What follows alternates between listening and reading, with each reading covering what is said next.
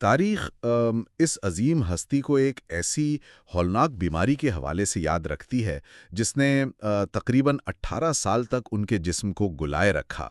لیکن تاریخ اکثر یہ بات فراموش کر دیتی ہے کہ ان مصائب کے علامت بننے سے پہلے وہ کیا تھے۔ بالکل، وہ اپنے دور کے امیر ترین انسان تھے۔ ہاں، یعنی اگر ہم آج کے دور کی بات کریں تو کسی میگا بلینئر یا خربپتی انسان کی طرح تصور کریں، بے پناہ دولت، جاگیریں، ایک شاندار خاندان اور کمال کی صحت، اور پھر محض چند ہی دنوں کے اندر یہ سب کچھ ختم ہو جاتا ہے۔ سالوں میں نہیں بلکہ واقعی صرف چند دنوں میں۔ صحیح، دولت، بچے، صحت، سب چھن جاتا ہے۔ اچھا، ذرا اسے تفصیل سے دیکھتے ہیں۔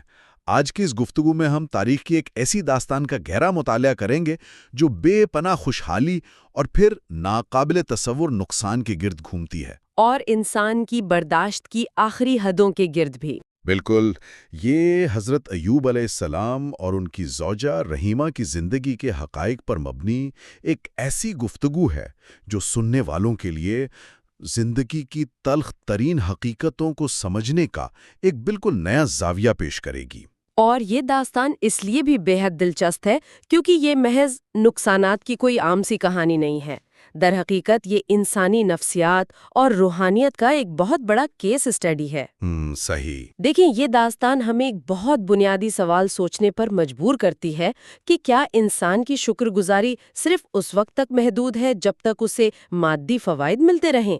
جب انسان کا رشتہ اپنے خالق سے مضبوط ہو تو وہ دنیا کے ہر طوفان کا سامنا کیسے کر سکتا ہے؟ یہ اس کی ایک شاندار مثال ہے۔ بالکل، اور اس زوال یا اس گہری خائی کی شدت کو سمجھنے کے لیے میرا خیال ہے پہلے اس بلندی اور عروج کو سمجھنا ضروری ہے جہاں حضرت ایوب علیہ السلام موجود تھے۔ ہم بات کر رہے ہیں حضرت محمد صلی اللہ علیہ وآلہ وسلم کی ولادت سے تقریباً 2000 سال قبل کی، یعنی یہ شام کے قریب ہران کے علاقے کا دور ہے۔ ہاں، اور ان کا خاندانی پس منظر ہی اتنا شاہانہ تھا کہ انسان دنگ رہ جائے۔ ان کی والدہ حضرت لوط علیہ السلام کی بیٹی تھیں اور ان کے والد حضرت اسحاق علیہ السلام کے پوتے تھے، اور ان کی اہلیہ رحیمہ جو تھی نا، وہ حضرت یوسف علیہ السلام کے بیٹے افرایم کی اولاد میں سے تھیں۔ مطلب ایک ایسا گھرانہ جو نسل در نسل نبوت کی علامت ہونے کے ساتھ ساتھ سماجی طور پر بھی ایک شاہی مقام رکھتا تھا۔ بالکل ایسا ہی ہے۔ اور ان کے نام کی جو لسانی اہمیت ہے وہ بھی بہت گہری ہے۔ ایوب کا مطلب ہے رجوع کرنے والا یا پلٹنے والا، یعنی وہ شخص جو زندگی کے ہر موڑ پر، چاہے خوشی ہو یا غمی، اپنے رب کی طرف ہی پلٹتا ہے۔ کیا بات ہے! اور اگر ہم ان کی جسمانی حالت دیکھیں تو وہ انتہائی خوبصورت اور طاقتور انسان تھے۔ یہ جسمانی طاقت دراصل ان کے دادا حضرت اسحاق علیہ السلام کی دعا کا نتیجہ تھی۔ اور مال و دولت بھی تو بے تحاشا تھا نا، بے پناہ زمینیں، اونٹوں، گھوڑوں اور گدھوں کے ریوڑ اور ہزاروں خادم، اور سب سے بڑھ کر ان کے 12 نیک بیٹے تھے جو ان کی طاقت تھے۔ ہاں، 12 بیٹے۔ اور ان کی سخاوت کا تو یہ عالم تھا کہ وہ کبھی کسی مہمان کے بغیر کھانا نہیں کھاتے تھے۔ اوہ، واقعی؟ بالکل، یتیموں کی پرورش کرنا، بیواؤں کی شادیوں کا خرچ اٹھانا ان کا معمول تھا۔ یعنی اگر ہم اسے آج کے دور سے جوڑیں تو وہ کسی ارب پتی فلانتھروپسٹ کی طرح تھے۔ لیکن یہاں مجھے ایک سوال بہت الجھا رہا ہے۔ جی بتائیں۔ انسانی فطرت تو یہ بتاتی ہے کہ جب کسی کے پاس اتنی بے پناہ دولت، طاقت اور اثر و رسوخ ہو تو اس میں کہیں نہ کہیں تکبر آ ہی جاتا ہے۔ اتنی بلندی پر ہونے کے باوجود ان کے دل میں تکبر کا ایک ذرہ بھی کیوں پیدا نہیں ہوا؟ یہاں جو بات سب سے زیادہ حیران کن ہے وہ یہ ہے کہ ان کا دل اس مادی دنیا سے مکمل طور پر آزاد تھا۔ دیکھیں، تکبر اس وقت پیدا ہوتا ہے جب انسان یہ سمجھتا ہے کہ وہ اس تمام مال و دولت کا اصل مالک ہے۔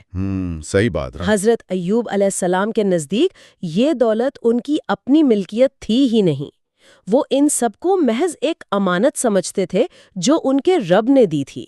جب کوئی چیز امانت ہو نا تو انسان کا غرور اس سے نہیں جڑتا۔ واہ، بالکل۔ اور یہی وہ بے رغبتی تھی جس نے اس بڑے کائناتی چیلنج کی بنیاد رکھی، کیونکہ یہی وہ مقام ہے جہاں شیطان یعنی ابلیس اس بے رغبتی سے شدید زج ہوا۔ بالکل، شیطان کو یہ بات ہضم نہیں ہو رہی تھی۔ ہاں، تو شیطان نے اللہ کے سامنے یہ دعویٰ کر دیا کہ ایوب کی شکر گزاری محض ایک لین دین ہے، مطلب اس کا ماننا تھا کہ انسان صرف اس لیے سجدہ کرتا ہے کیونکہ بدلے میں اسے نعمتیں مل رہی ہیں۔ اس کا دعویٰ تھا کہ اگر یہ نعمتیں چھین لی جائیں تو یہ شکر گزاری اسی وقت بغاوت میں بدل جائے گی۔ اور پھر اللہ تعالیٰ نے شیطان کو آزمائش کی اجازت دی تاکہ حضرت ایوب کی استقامت سب کے لیے ایک زندہ مثال بن جائے، اور پھر آزمائش کا وہ سلسلہ شروع ہوا جو انسانی عقل کو دہلا دیتا ہے۔ پہلا حملہ مال پر ہوا تھا نا؟ ہاں، ان کی ہزاروں بھیڑیں ایک خوفناک سیلاب میں ڈوب گئیں اور فصلیں ایک شدید آندھی نے تباہ کر دی۔ لیکن یہاں شیطان کی نفسیاتی چال کو سمجھیں۔ وہ ایک روتے ہوئے چرواہے کا بھیس بدل کر آیا تاکہ یہ خبر سنائے۔ اچھا، وہ خود چرواہا بن کر آیا؟ بالکل۔ مقصد یہ تھا کہ اس مصنوعی خوف کے ذریعے حضرت ایوب کے دل میں مایوسی پیدا کی جائے۔ لیکن ایوب علیہ السلام نے انتہائی سکون سے کیا کہا؟ دینے والے نے دیا تھا، مالک نے واپس لے لیا۔ کیا کمال کا جواب ہے! لیکن یہ نفسیاتی داؤ واقعی بہت خطرناک تھا۔ خیر، مال کا جانا تو ایک طرف ہے، جو دوسرا حملہ تھا نا، وہ تو وہم و گمان سے بھی باہر ہے۔ جی، وہ اولاد پر حملہ تھا۔ یہاں آ کر بات واقعی بہت دلچسپ ہو جاتی ہے۔ ایک شدید زلزلہ آیا اور ان کے 12 کے 12 بیٹے جو ایک جگہ علم حاصل کر رہے تھے، وہ چھت گرنے سے شہید ہو گئے۔ اور اس بار شیطان ایک روتے ہوئے استاد کے روپ میں آیا۔ یہ بہت تکلیف دہ منظر کشی تھی۔ بالکل۔ اس نے بچوں کی چیخوں اور زلزلے کی ایسی دردناک منظر کشی کی کہ کوئی بھی باپ اپنا ذہنی توازن کھو بیٹھے۔ اب ہم جانتے ہیں کہ حضرت ایوب بھی انسان تھے، وہ یہ سن کر رو پڑے، لیکن انہوں نے بغاوت نہیں کی، زبان سے الحمدللہ نکلا۔ یہ کیسا توازن ہے؟ کیا یہ جذبات کو مار دینے والی کیفیت نہیں تھی؟ اسے جذبات کا مر جانا ہرگز نہیں کہہ سکتے۔ پیغمبر بھی انسان ہوتے ہیں، ان کے اندر بھی ایک باپ کا دل دھڑکتا ہے۔ ان کا زارو قطار رونا ان کے فطری درد کی دلیل تھی۔ صحیح۔ ان کا دل ٹوٹا تھا لیکن یقین نہیں ٹوٹا تھا۔ دیکھیں، صبر کا مطلب یہ نہیں ہوتا کہ آپ کو تکلیف محسوس نہ ہو، بلکہ صبر یہ بتاتا ہے کہ تکلیف کے وقت آپ کا رد عمل کیا ہے۔ شیطان کی کوشش تھی کہ ان کے منہ سے ناشکری کا ایک لفظ نکل جائے، لیکن اسے شکست ہوئی۔ مال ختم، اولاد ختم، اب شیطان کے پاس کیا بچا تھا؟ اس کے بعد یہ آزمائش جسم اور سماجی رشتوں تک جا پہنچی۔ انہیں ایک انتہائی شدید بیماری نے گھیر لیا۔ روایات میں ہے کہ یہ کوڑ جیسی کوئی بیماری تھی جس سے ان کا جسم گلنے لگا۔ ہاں، اور زبان اتنی سوج گئی کہ ایک نوالا نگلنا مشکل ہو گیا۔ ذرا تصور کریں، جو شخص پورے علاقے میں اپنی طاقت کے لیے جانا جاتا تھا، اب وہ بیماری کے بستر پر تھا، اور یہ بیماری پورے 18 سال تک رہی۔ بالکل، اور اگر ہم اسے وسیع تناظر میں دیکھیں تو معلوم ہوتا ہے کہ یہ آزمائش جسمانی سے کہیں زیادہ جذباتی تھی۔ وہ کیسے؟ شیطان نے شہر کے لوگوں میں وسوسے ڈالے۔ اس نے افواہ پھیلا دی کہ یہ بیماری متعدی ہے، یعنی دوسروں کو لگ سکتی ہے۔ لوگوں کے دلوں میں موت کا خوف بیٹھ گیا۔ ہاں، ایسے ہم آج کے کینسل کلچر یا کسی وبا کے ابتدائی دنوں سے تشبیہ دے سکتے ہیں، جب لوگ اپنے عزیزوں کے قریب جانے سے بھی ڈرتے ہیں۔ جو شخص کل تک ہزاروں کو کھانا کھلاتا تھا، اچانک اسی معاشرے نے اس کا مکمل بائیکاٹ کر دیا۔ بالکل۔ لوگوں نے دھمکی دی کہ اگر ایوب خود شہر سے نہ نکلیں تو سنسار کر دیں گے۔ انہیں شہر سے باہر ویرانے میں پھینک دیا گیا، اور اس تنہائی میں صرف ان کی اہلیہ رحیمہ ان کے ساتھ تھیں۔ وہ اپنے شوہر کو کمر پر اٹھا کر ایک ویران جھونپڑی میں لے گئیں۔ اس داستان میں رحیمہ کا کردار ایک الگ ہی سطح پر کھڑا ہے۔ وہ حضرت یوسف علیہ السلام کی پوتی تھیں۔ جس عورت نے ساری زندگی محلوں میں گزاری، وہ اب ویرانوں میں خاک چھان رہی تھیں۔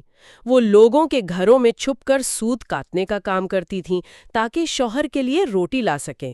18 سال کی تیمارداری، یہ کسی کو بھی اندر سے کھوکھلا کر سکتی ہے، اور شیطان نے ان پر بھی تو حملے کیے تھے نا؟ بالکل، 3 مختلف بھیس بدل کر۔ پہلے وہ آیا اور گزرے ہوئے خوشحالی کے دنوں کی یاد دلائی تاکہ وہ کڑیں۔ پھر وہ ایک ماہر طبیب بن کر آیا اور کہا کہ وہ علاج کر دے گا، لیکن شرط یہ رکھی کہ شفا کا کریڈٹ اللہ کے بجائے اس طبیب کو دیا جائے۔ سیدھا ان کے ایمان پر حملہ۔ بالکل، اور تیسری بار وہ ایک خوبصورت زمیندار بن کر آیا جس نے انہیں ایک پرتعیش زندگی کی پیشکش کی، لیکن رحیمہ نے ہر بار اسے مسترد کر دیا۔ وہ جانتی تھیں کہ شوہر کا جسم بیمار ہے، لیکن وہ ان کے ایمان کو بیمار نہیں ہونے دیں گی۔ کیا بات ہے! 18 سال، یہ انسان کی عمر کا بہت بڑا حصہ ہوتا ہے۔ عام انسان تو چند دنوں کے بخار سے چڑچڑا ہو جاتا ہے۔ جب صبر کی حد پار ہو گئی تو ایک دن رحیمہ نے حضرت ایوب سے کہا کہ آپ اللہ سے شفا کی دعا کیوں نہیں کرتے؟ ہاں، اور اس پر ان کا جواب بہت غیر معمولی تھا۔ رونگٹے کھڑے کر دینے والا جواب۔ انہوں نے پوچھا، ہمارے خوشحالی اور صحت کے دن کتنے تھے؟ جواب ملا، اسی سال۔ تو انہوں نے فرمایا کہ مجھے اپنے رب سے اس وقت تک شفا مانگتے ہوئے شرم آتی ہے جب تک بیماری کے دن میری خوشحالی کے دنوں کے برابر یعنی اسی سال نہ ہو جائیں۔ دیکھیں، آج کے انسان کو یہ بات شاید ناقابل فہم لگے، لیکن یہ وہ مقام ہے جہاں تسلیم و رضا اپنی معراج پر ہوتی ہے۔ صوفیہ کے ہاں ایک قول ہے کہ محبوب کی طرف سے جو بھی آئے وہ خوبصورت ہے، چاہے گلاب کی کلی ہو یا کانٹا، تیری آگ بھی اتنی ہی میٹھی ہے جتنا تیرا نور۔ واہ! ایوب علیہ السلام کا ماننا تھا کہ جس رب نے مجھے اسی سال تک بغیر مانگے اتنی خوشیاں دیں تو اب میں شکایت کر کے ناشکری کیسے کر دوں؟ صحیح۔ اور پھر آخرکار وہ وقت آ ہی گیا۔ عصر کے وقت حضرت جبرائیل علیہ السلام تشریف لائے۔ حکم ہوا کہ اپنا پاؤں زور سے زمین پر مارو۔ جیسے ہی انہوں نے قدم زمین پر مارا، وہاں سے 2 چشمے پھوٹ پڑے، ایک گرم پانی کا، ایک ٹھنڈے۔ اور گرم پانی سے غسل کرنے اور ٹھنڈا پانی پینے سے ان کی اندرونی اور بیرونی تمام بیماریاں اسی وقت ختم ہو گئیں۔ بالکل۔ 18 سال کا کوڑ بہہ گیا اور وہ دوبارہ ایک جوان، طاقتور انسان بن گئے۔ اور تو اور آسمان سے سونے کی ٹڈیاں برسنے لگیں جنہیں وہ مسکراتے ہوئے اپنے کپڑے میں جمع کرنے لگے۔ تو اس سب کا آخر مطلب کیا ہے؟ اچانک سب واپس؟ مطلب یہ ہے کہ جب انسان مادی لالچ سے آزاد ہو کر صبر کی آخری حد کو چھو لیتا ہے نا، تو اللہ کا انعام بھی عقل دنگ کر دینے والا ہوتا ہے۔ یہ صرف جسمانی شفا نہیں تھی، یہ صبر کے امتحان میں کامیابی کا انعام تھا۔ اور جب رحیمہ واپس آئیں تو؟ وہ تو پہچان ہی نہ سکے۔ انہوں نے پوچھا کہ کیا تم نے اس بیمار شخص کو دیکھا ہے؟ حضرت ایوب مسکرائے اور فرمایا کہ میں ہی ایوب ہوں۔ پھر اللہ کے فضل سے چونکہ رحیمہ نے اتنی بڑی وفاداری نبھائی تھی، ان کی جوانی اور خوبصورتی بھی لوٹا دی گئی۔ انہیں مزید 16 بیٹے عطا ہوئے اور وہ مزید 70 سال تک زندہ رہے۔ سبحان اللہ! اب اگر ہم ان لوگوں کی نفسیات پر غور کریں جنہوں نے انہیں شہر سے نکالا تھا، جب یہ شخص دوبارہ جوان، طاقتور اور دولت مند ہو کر سامنے آیا تو ان لوگوں کو فوراً معافی مانگ کر ایمان لے آنا چاہیے تھا۔ لیکن ایک مقامی سردار تھا، اس نے پھر بھی معجزہ مانگا۔ ہاں، یہ واقعہ بہت حیران کن ہے۔ حضرت ایوب کی دعا سے اس سردار کا پورا گھر بغیر ستونوں کے ہوا میں معلق ہو گیا، لیکن کشش سکل کو مات دینے والا یہ معجزہ دیکھ کر بھی اس نے ایمان لانے سے انکار کر دیا۔ یہ کیسی نفسیات ہے؟ اس سے ایک اہم سوال جنم لیتا ہے کہ نشانیاں دیکھ کر بھی لوگ کیوں نہیں مانتے؟ حقیقت یہ ہے کہ ہدایت صرف آنکھوں سے نشانیاں دیکھنے کا نام نہیں ہے۔ جب دل کے اندر کا غرور ایک چٹان بن چکا ہو نا، تو چاہے گھر ہوا میں اڑنے لگے، انسان کوئی نہ کوئی بہانہ تراش لیتا ہے۔ نشانیاں صرف نرم دلوں کو فائدہ دیتی ہیں۔ یہ واقعی بہت گہری بات ہے۔ خیر، ان کے بعد ان کے جانشین ان کے سب سے بڑے بیٹے بنے، جنہیں ذوالکفیل کہا جاتا ہے۔ آج بھی ترکی کے شہر شانلی ارفا میں ان کا غار اور چشمہ موجود مانا جاتا ہے۔ لیکن ان سب سے ہٹ کر ایک جذباتی پہلو ہے جو مجھے بہت حیران کرتا ہے۔ وہ کون سا؟ صحت یاب ہونے کے بعد بھی حضرت ایوب روزانہ رات کے پچھلے پہر رویا کرتے تھے۔ کسی نے پوچھا کہ اب تو آپ کے پاس سب کچھ ہے، پھر کیوں روتے ہیں؟ انہوں نے کہا کہ جب میں بیمار تھا نا، تو تاریکی میں اللہ مجھ سے خود پوچھتا تھا کہ اے میرے بیمار بندے، تیرا کیا حال ہے؟ اب مجھے وہ براہ راست آواز سنائی نہیں دیتی۔ اوہ، اسے تو سوچنے کا زاویہ ہی بدل جاتا ہے۔ عام انسان بیماری کو عذاب سمجھتا ہے، لیکن انہوں نے اس بیماری کو خالق کے ساتھ ایک انتہائی قریبی تعلق محسوس کیا۔ جب سب نے چھوڑ دیا تھا، تب آسمان سے ان کا تعلق سب سے مضبوط تھا۔ بالکل ایسا ہی ہے۔ تو گفتگو کو سمیٹتے ہوئے میں یہی کہوں گا کہ ہم سب جو سن رہے ہیں زندگی میں مختلف آزمائشوں کا سامنا کرتے ہیں، کبھی مالی بحران، کبھی خاندانی رشتے اور کبھی صحت کے مسائل۔ ہم سوچتے ہیں کہ ساری مصیبتیں ہم پر ہی ہیں، لیکن اس داستان کے سامنے ہماری مشکلات بہت چھوٹی لگتی ہیں۔ بالکل۔ لیکن اس سے پہلے کہ ہم ختم کریں، میں ایک حتمی اور چونکا دینے والا خیال چھوڑنا چاہتا ہوں۔ جب حضرت ایوب سے پوچھا گیا کہ 18 سال میں سب سے زیادہ تکلیف دہ چیز کیا تھی، تو ان کا جواب نہ تو کوڑ تھا نہ غربت تھی۔ انہوں نے کہا سب سے زیادہ خون کے آنسو مجھے میرے قریبی دوستوں کے منہ پھیر لینے اور تانوں نے رلائے۔ واقعی اپنوں کے رویے بہت گہرے زخم دیتے ہیں۔ تو ہم سب کو سوچنا چاہیے کہ جب ہمارے ارد گرد کوئی شخص کسی مالی زوال یا بیماری کا شکار ہوتا ہے تو کیا ہم اس کے شانہ بشانہ کھڑے ہوتے ہیں، یا ہماری دوریاں اس کے لیے بیماری سے بھی بڑا عذاب بن جاتی ہیں؟ کیا ہم مشکل وقت میں کسی کی زندگی کی رحیمہ بنتے ہیں، یا پھر تانے دینے اور پتھر مارنے والے شہر کے لوگ؟ اس پر ہم سب کو ضرور غور کرنا چاہیے۔